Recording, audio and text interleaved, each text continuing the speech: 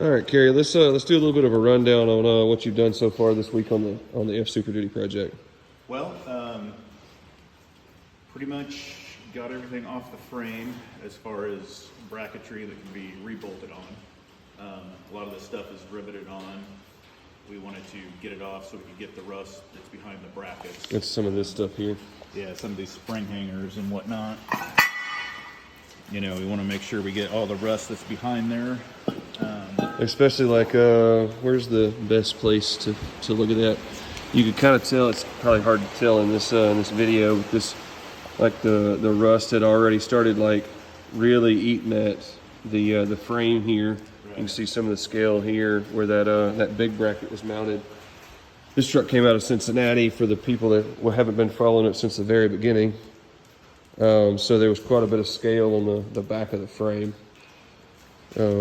What else? So what we did is this frame was actually cut and extended by Centurion to make it a crew cab. So you can see the fish plates in there that Centurion added. Well, they just did a stitch weld, and then there's one on both sides. They had about 20 bolts in each one of those. So what we did is got rid of the bolts, cleaned the holes out real good, welded everything up so the bolts are no longer there. Just kind of tried to clean up what Centurion did. Botched up. Yeah, I wasn't going to say that. I mean, it is what it is. It was pretty rough. Same way with the plate on the top of the frame. Of course, the frame's upside down right now, but you can see the plate that was added at the top.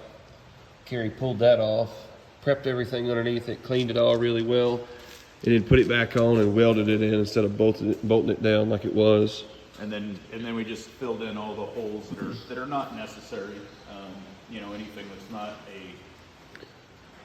tie down point, you know, for a J hook on a like all the generic bolt holes and stuff that the Ford had in the frames of these things. Right. So I mean, any hole that's not going to be used has been filled and ground.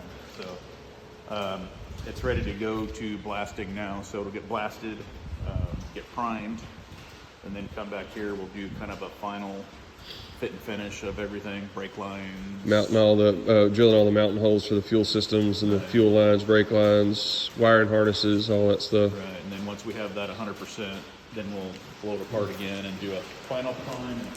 Well, we'll also remock up all the suspension to make sure everything is going to go back together like it's supposed to and exactly how we want it before we go to the final prime process and then, like you say, the paint.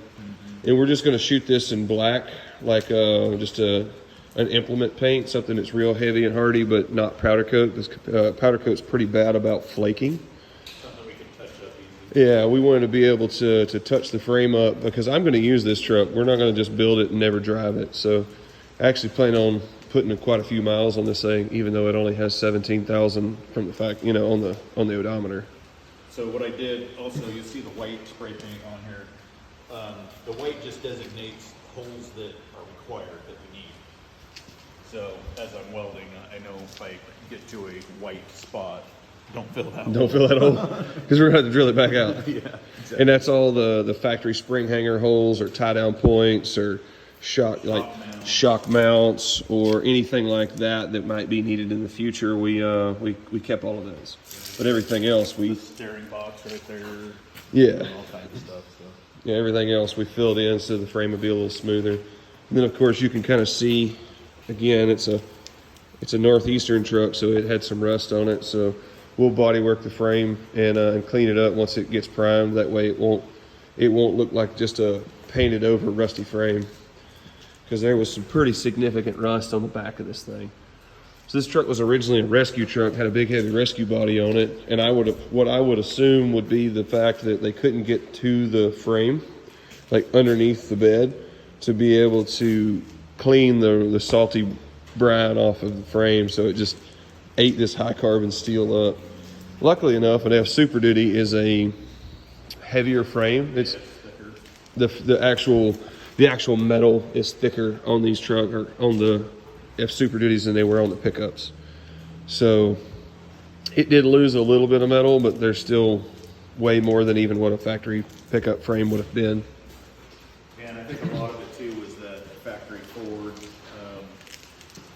you know, they they put their undercoating or a plastic, it's almost like a plastic film around some of the brackets. Yeah. And I think rust gets trapped under there. Well, it expands, and then it starts flaking off that plastic. Well, that amount of rust that's under there isn't necessarily, you know, you might have an 1/8 inch of rust, but that's not necessarily an 1/8 1/8 inch of steel. Steel, correct. So, Why don't we go over a couple of these intricacies from what Centurion did to the bottom side, or to these cabs to extend them.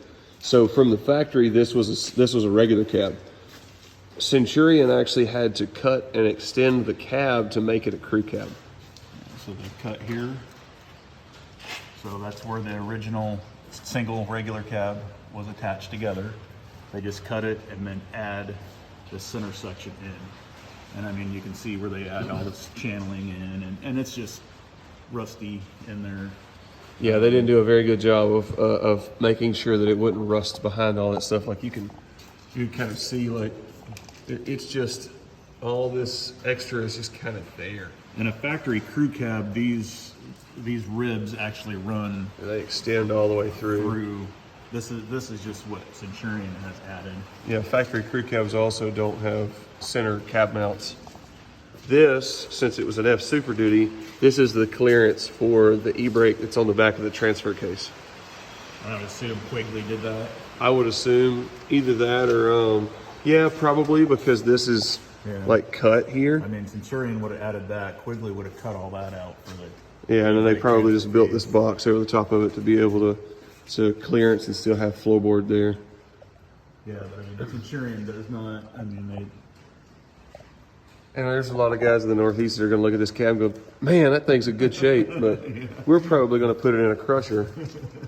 I'm just going to use a factory crew cab. I mean, it's my truck. I don't ever plan on selling it.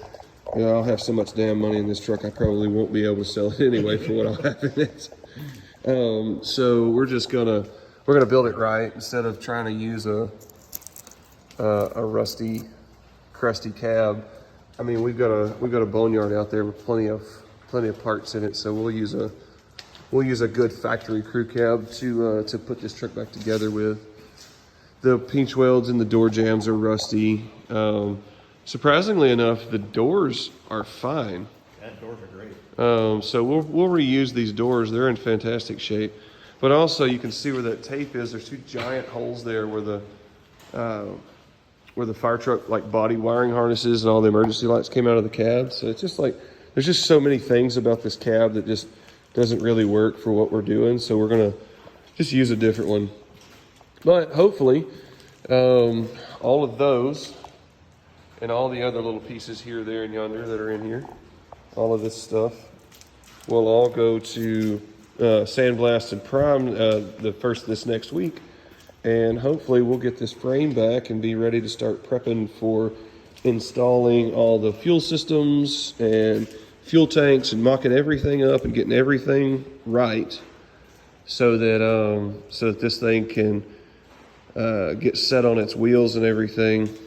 I don't know, in a couple weeks probably. Hopefully, just depends on how busy the blaster is. Yeah. And then we're also having the axles re-geared. These F-Supers, what were your 463, 513? Yeah, so this truck's a 513. There very, very few Fsuperduties got 463s, but that was the only two options. We're going to re-gear these things to 373. The rear is a Dana 80, so it's pretty common to get 373s for a Dana 80. And then this is a Dana 70 Kingpin, which is a pretty damn rare axle, and it's 10 lugs, so there's that. But the chunk is just a Dana 60 chunk. It's the tubes that are longer. So this axle's like 4 inches wider overall, I think, than a Dana 60. Yeah, I think the tube thickness is thicker. Yeah, it's a little beefier, but as far as like the internal parts go, it's all the same. So bearings, all the gears and shims and all that stuff for whatever a Dana 60 had is what this will have.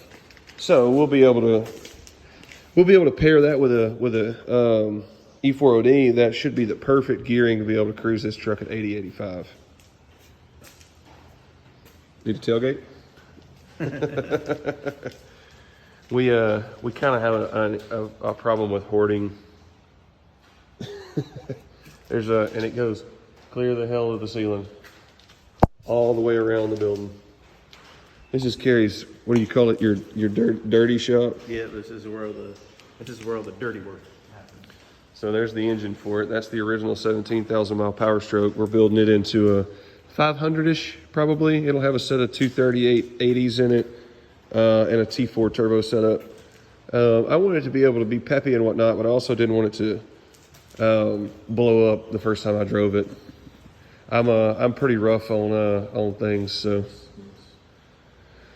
Anyway, well, that's a little quick update.